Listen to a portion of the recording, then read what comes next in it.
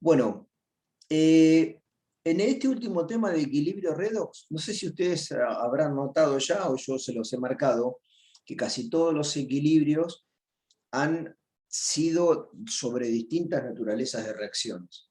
Tuvimos un equilibrio sobre reacciones ácido-base y analizamos todos los detalles de qué implicaba el equilibrio ese.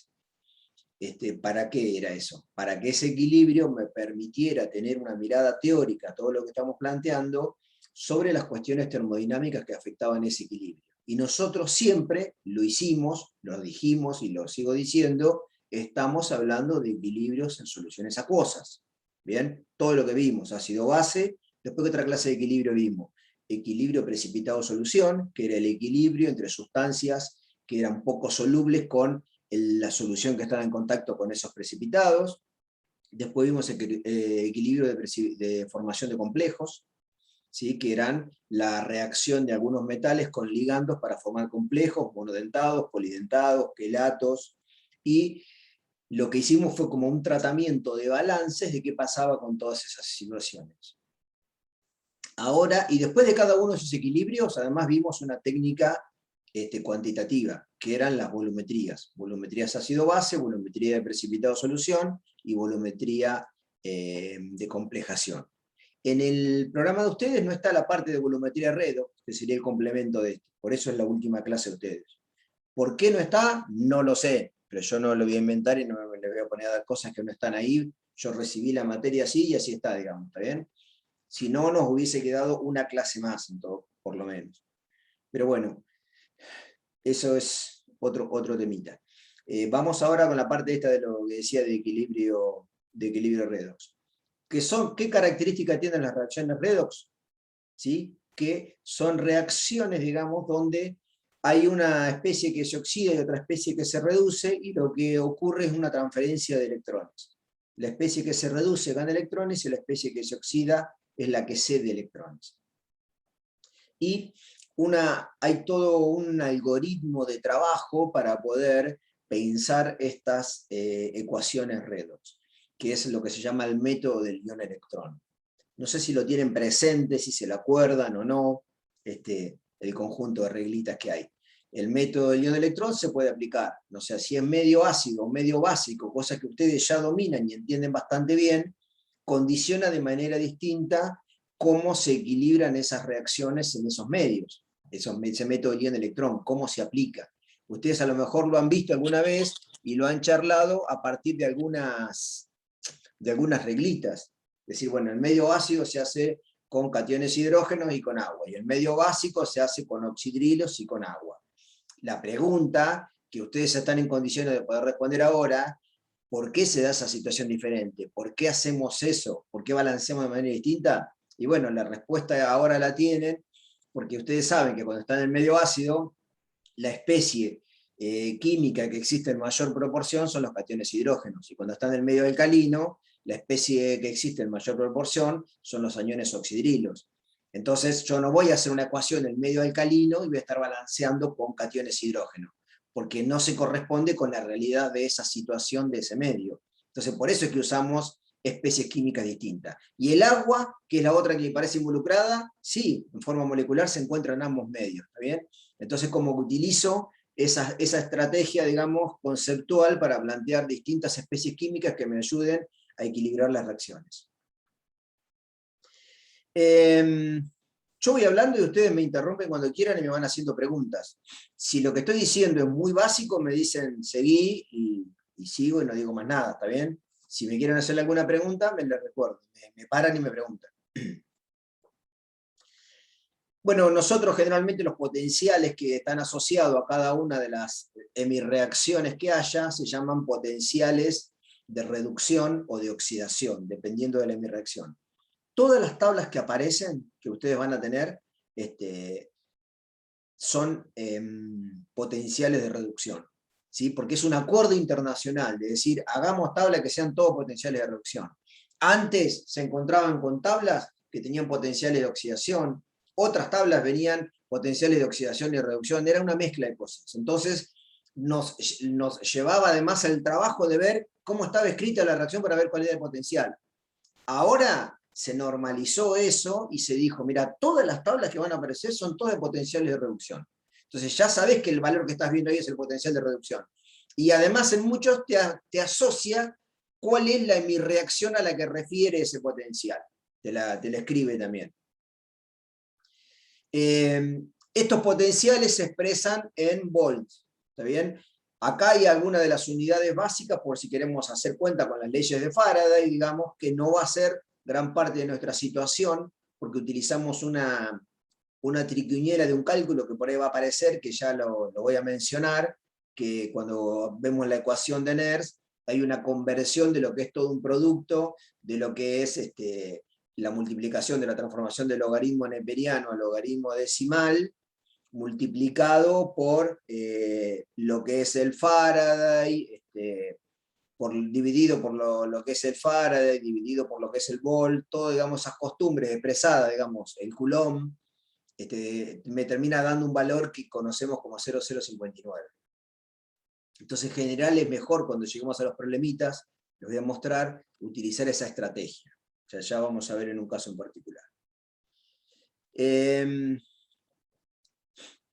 Las reacciones redox pueden llegar a ser espontáneas o pueden no tener tendencia a ocurrir. Uno puede escribir que entre dos especies ocurre una reacción o no, pero no sabe si la reacción va a ocurrir o no. ¿Cuál es la manera que nosotros teníamos hasta ahora de poder verificar si una reacción ocurría o no ocurría? Mirábamos la constante de equilibrio. Entonces, si la constante de equilibrio era alta, como por ejemplo con las K de formación en complejos, decimos tiene tendencia hacia la derecha a formarse los complejos. Si la constante involucrada en esa hemireacción era mucho menor que 1, por ejemplo 10 a la menos 5, ¿qué decíamos? En esa reacción hay mucha más tendencia a que existan los reactivos y no los productos, que era para el caso de electrolitos débiles, como por ejemplo ácidos débiles o bases débiles. Entonces esa constante nos da una idea. Acá aparece, además de las constantes, aparece otra variante inmediata para la reacción de redox que nos da esta idea, que son los potenciales de reducción de las reacciones. Y los potenciales de reducción de las reacciones, cuando hay una reacción que ocurre de una sustancia con otra, y se obtienen determinados productos, una de las cosas que puede ocurrir con esas reacciones, lo que yo decía, que si la reacción ocurra, se denominan reacciones espontáneas, y con eso se pueden construir lo que se llaman celdas galvánicas. Eso es una manera de utilizar una energía química para obtener energía eléctrica. Que el ejemplo más común de esto es el acumulador de plomo, la batería, digamos, de los autos. Y el otro ejemplo común son las baterías de los celulares, de las linternas, bien, que es una transformación de energía química en energía eléctrica.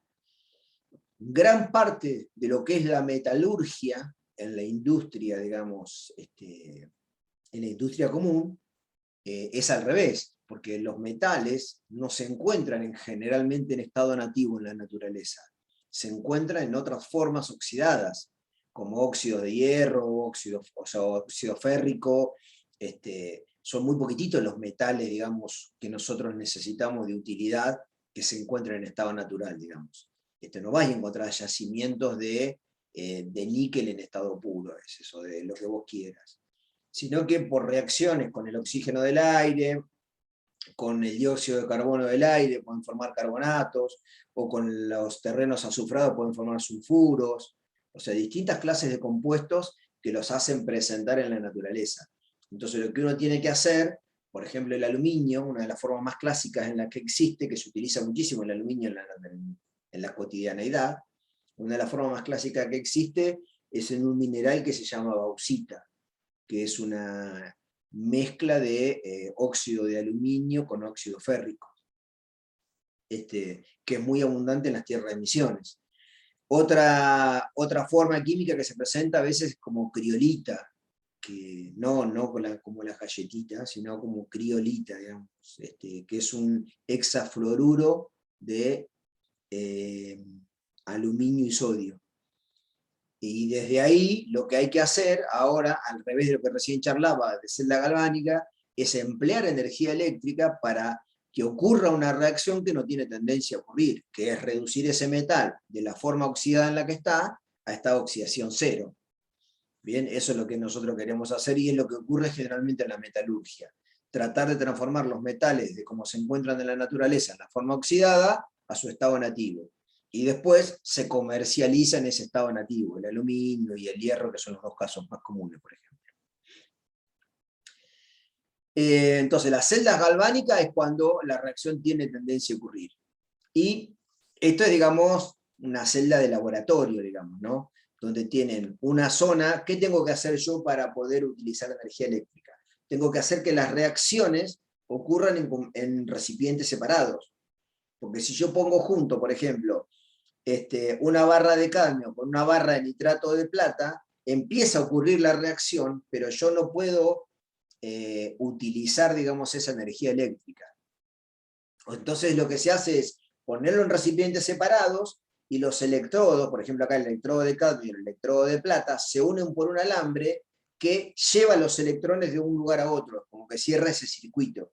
Bien, entonces eso es lo que me permite extraer los electrones que circulen en ese sistema. Si no, de otra manera, si yo los mezclo, la reacción ocurre, pero no la puedo aprovechar desde el punto de vista energético. Son comentarios, digamos, generales de cosas que por ahí ya las saben, las han visto. Estamos recordando un poco. ¿Qué son los potenciales de electrodo, digamos, que aparecen ahí? Un comentario acá para las notaciones, más que nada de las pilas. ¿Qué es esto que me aparece acá? Las notaciones, la IUPAC hace un conjunto de propuestas para que todos generalmente estemos de acuerdo, digamos, ¿no? Y es que, ¿qué es lo central? A la izquierda se pone el ánodo, y a la derecha, esto que está acá, este es el ánodo, y acá a la derecha se pone el cátodo. ¿Bien? Esa es la regla de cómo escribirlos. Entre un electrodo y otro, entre el ánodo y el cátodo, se pone esta doble barra que representa el puente salino, esa doble barra. ¿Qué es el puente salino? Esperen que voy a borrar esto y los muestro acá arriba. El puente salino es esto que está acá. Esto. Acá está el puente salino. Es esto que está acá. Esta U que está acá, que es un agar en general, que tiene una solución concentrada de cloruro de potasio, que lo que impide es la acumulación de cargas. Lo que hacen son iones que no interfieren con las reacciones de electrodo, pero lo que hacen es mantener un equilibrio de carga.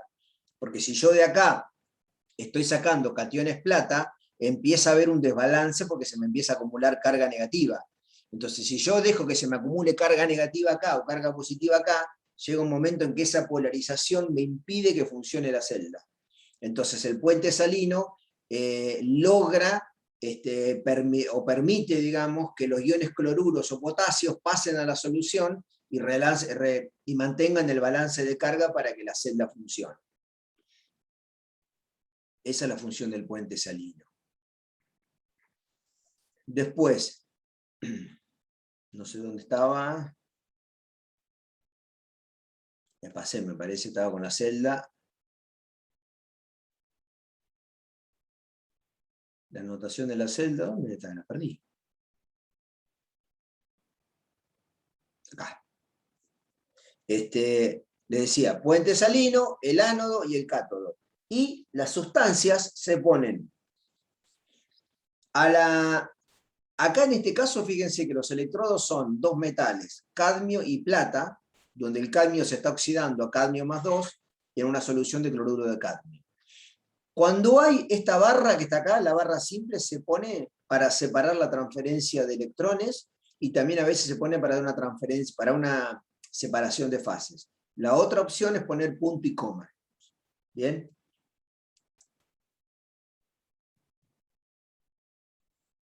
Está bien, Leonardo, no hay problema.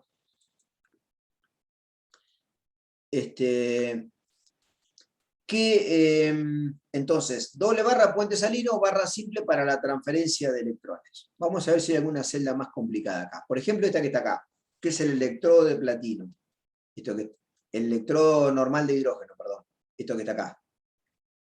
Esto que está acá es lo que se llama el ENH, que se suele poner así con letras mayúsculas, electrodo normal de hidrógeno. que el electrodo normal de hidrógeno lo que se utiliza es un alambre de platino, ¿sí?, sobre el cual está burbujeado hidrógeno gaseoso a la presión de una atmósfera y en contacto con una solución de ácido clorhídrico de actividad igual 1 molar. O sea, esto que está acá, lo que está poniendo bien son las condiciones termodinámicas del funcionamiento del electrodo. La particularidad que tiene este electrodo es que se toma como electrodo de referencia para determinar el potencial de los demás electrodos. O sea que no hay potenciales absolutos.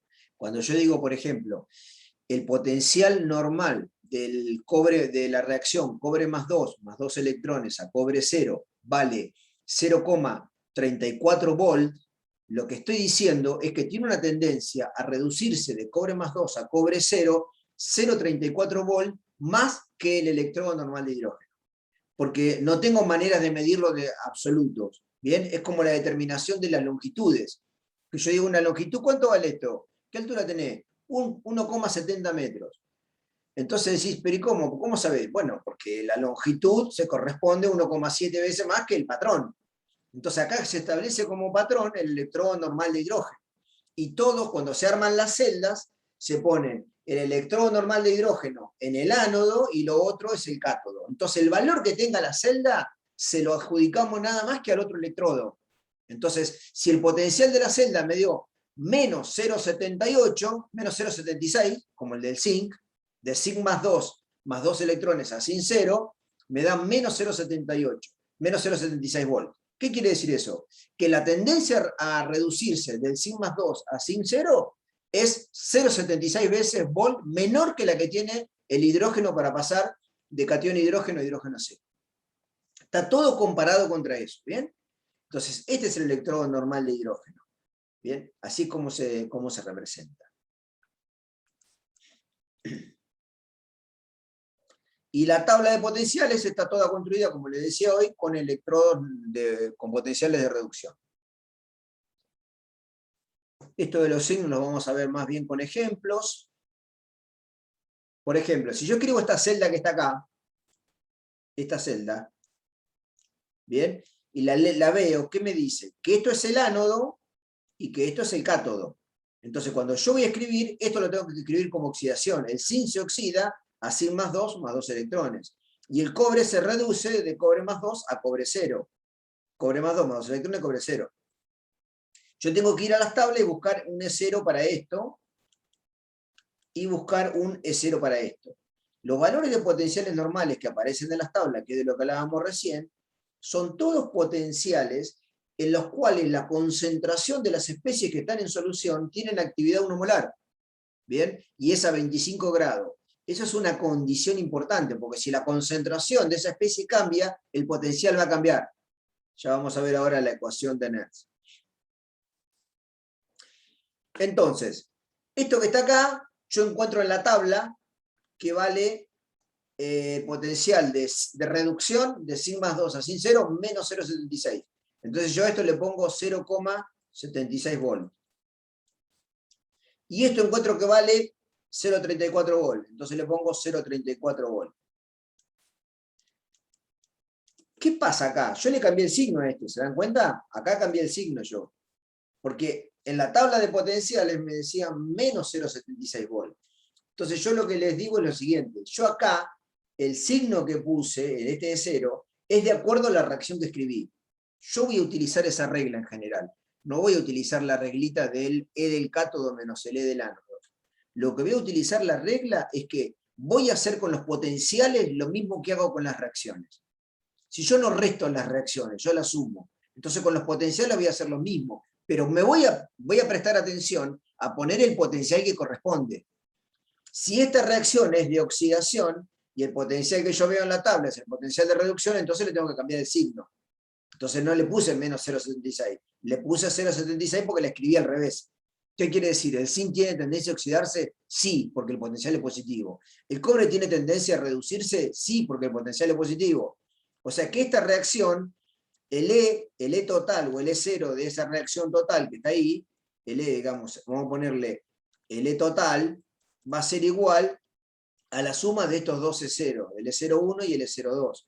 0,76 más 0,34, que me da 1,10 volts. que es el valor del potencial de lo que se conoce como la pila de Daniel, que fueron de los primeros que trabajaron con esto. Bien, ¿seguimos hasta acá? ¿Estamos? Si se están aburriendo porque saben todo, díganme, que vamos directo a los ejercicios de hoy.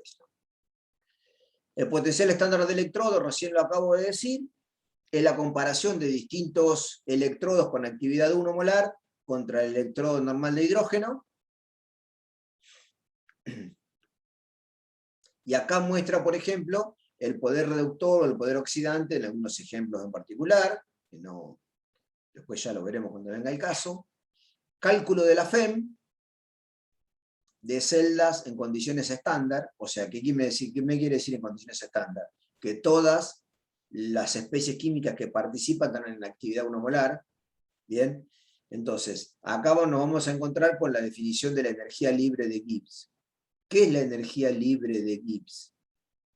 Gibbs, digamos, se dedicó mucho al estudio de esta función de estado, que es la energía libre, que me indica que cuando yo tengo sustancias, vamos a ver una reacción, por ejemplo, esta reacción 1 que está acá, ¿está bien? Acá tengo la especie de dicromato, y acá tengo la especie que también contiene cromo, pero está como cromo más 3.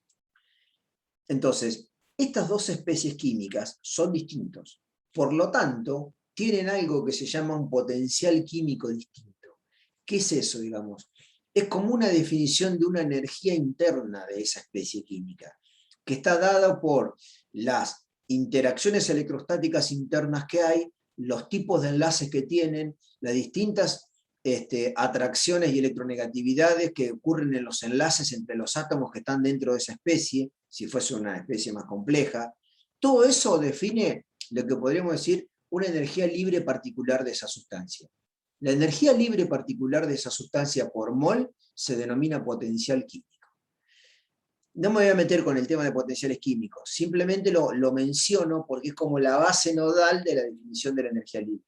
La energía libre, que se indica con la letra G de Gibbs, si yo quiero analizar la diferencia de energía entre los productos y los reactivos, le voy a llamar delta G, ¿sí? El operador matemático delta. Entonces el delta G es la diferencia entre la energía libre de los productos menos la energía libre de los reactivos.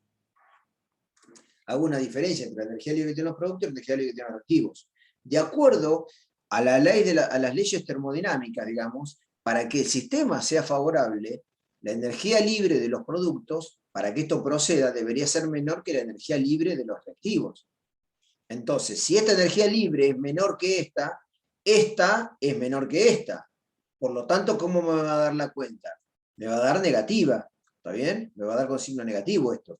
Porque estoy diciendo que la energía libre de los productos es menor que la energía libre de los reactivos. O sea que el sistema evoluciona a condiciones energéticas más favorables, digamos, de menor energía. ¿Está bien? ¿Se está entendiendo lo que digo o no? Estoy hablando muy raro. Sí, sí. Bien. Entonces, decimos entonces que esta reacción es favorable cuando delta G es menor que 0. Bien. Cuando hablamos de estados estándar, que las concentraciones son actividad 1 molar para todas, esto es lo mismo que decir delta G0 y hacer la energía libre de los productos estándar menos la energía libre de los reactivos estándar y decir que delta G0 es menor que 0. Bien, esta es la energía libre de Gibbs. Entonces, para que una reacción sea favorable, el sistema tiene que evolucionar a un estado de menor energía. Eso implica que la variación de energía libre entre los productos y los reactivos tiene que ser menor que 0. Esto como idea general para cualquier reacción química. Gibbs, además, aplicó esto a la definición de ecuaciones redox. ¿Cómo se relaciona esto dentro de una ecuación redox? Como en una ecuación redox hay transferencia de electrones, la energía libre se define de esta manera para estas situaciones. Se define así: delta G igual a menos N por F por E. O delta G0, si hablamos de condiciones estándar, es igual a menos N por F por E0. ¿Bien? O sea que para que la energía libre en una ecuación redox sea menor que 0, o sea, me dé negativa, E tiene que ser positivo. Entonces, para el caso del cobre que charlábamos hoy, si la energía, el potencial de reducción del cobre vale 0,34 volts, y yo pongo acá 0,34 volts positivo, el resultado va a ser negativo. ¿Bien? Entonces, ¿qué quiere decir si es negativo? Que la reacción esa tiene tendencia a ocurrir. Bien. Cálculo del FEM de una reacción en condiciones estándar. Ustedes tienen una reacción, vamos a ver si encontramos un ejemplo acá, con la ecuación de Nernst. Nernst, ¿qué propuso, digamos? Aplicar este estudio, digamos, de las variaciones de energía libre a ecuaciones redox. Y lo que dice es lo siguiente. Si nosotros no tenemos las condiciones de estándar, que todas las actividades son 1 molar, como habíamos definido hoy para los valores de E0, la energía libre no es igual a delta G0, sino que es delta G0 más RT por logaritmo natural de Q. ¿Qué es Q? Q es la condición de una concentración de reactivos y productos diferente a la de la constante de equilibrio. Porque en la constante de equilibrio nosotros tenemos una relación entre productos y reactivos en este cociente, por ejemplo, en este cociente que está acá, que puedo señalar acá, tenemos en este cociente una relación, pero cuando las especies están en equilibrio. No sé cuánto valen, pero cuando se alcanza un equilibrio, esa relación de concentraciones no se modifica. En cambio, Q es una tendencia, es una relación de concentraciones que no son las de equilibrio. ¿Bien? Y las relaciones de equilibrio no son 1 molar, ojo, 1 molar son las condiciones de definición del potencial estándar. Si se alcanza el equilibrio, Q, en el equilibrio, Q es igual a K, la constante de equilibrio, ¿está bien? Solamente cuando se alcanzó el equilibrio. Cuando se alcanzó el equilibrio, ¿qué pasó con la FEM de la pila, con el E? Vale 0, porque no hay más transferencia de electrones. Bien, ya lo vamos a ver a ese detalle. Entonces, acá, la ecuación de Nernst es delta G igual a delta G0 más RT logaritmo natural de Q. Fíjense que si yo acá pongo delta G menos N por F por E, como está acá, y delta G0 lo reemplazo por menos N por F por E0, menos NF lo puedo pasar todo dividiendo y me queda esta ecuación que es la que se conoce como la ecuación de Nernst. E igual a E0 menos RT sobre NF logaritmo natural de la relación entre las concentraciones de las especies productos sobre las especies reactivas. Y acá está lo que yo les decía hoy, RT sobre F, transformar el logaritmo neperiano o logaritmo natural al logaritmo decimal, el producto donde R es la constante universal de los gases, que expresada en Joule es 8,31 Joule sobre grado Kelvin mol, T la temperatura en grados Kelvin, F son 96.500 Coulomb, y el logaritmo, la transformación del logaritmo neperiano a decimal es 10 sobre 2,71, que es 3,03, más o menos, 2,303 creo que es. Toda esa cuenta, ¿cuánto da? Da el famoso que aparece por acá, 0,059. A ver, acá está, 0,0591. ¿Bien? Esperen que borro esto. Acá está esto. 0,0591. Sobre N, que es el número de electrones que aparece involucrado en la reacción. Bien, entonces yo, en vez de que se acuerden todo esto que está acá, todos estos valores, la temperatura 25 grados, la cantidad de farad, la cantidad de Coulomb para un farad y todo esto, es mejor que acordarte de un numerito, también no voy a acordarte de 3 constantes. Si uno las quiere, porque no se las acuerda y me dicen, Roberto, ¿cuál es? Bueno, te digo, no tengo ningún problema. Pero digo, no vale la pena. Y cuando K es igual a Q, E vale 0. ¿Sí? Se terminó la transferencia de electrones. Bueno. Vamos a ver, vamos a ir al... Bueno, ya estamos terminando acá.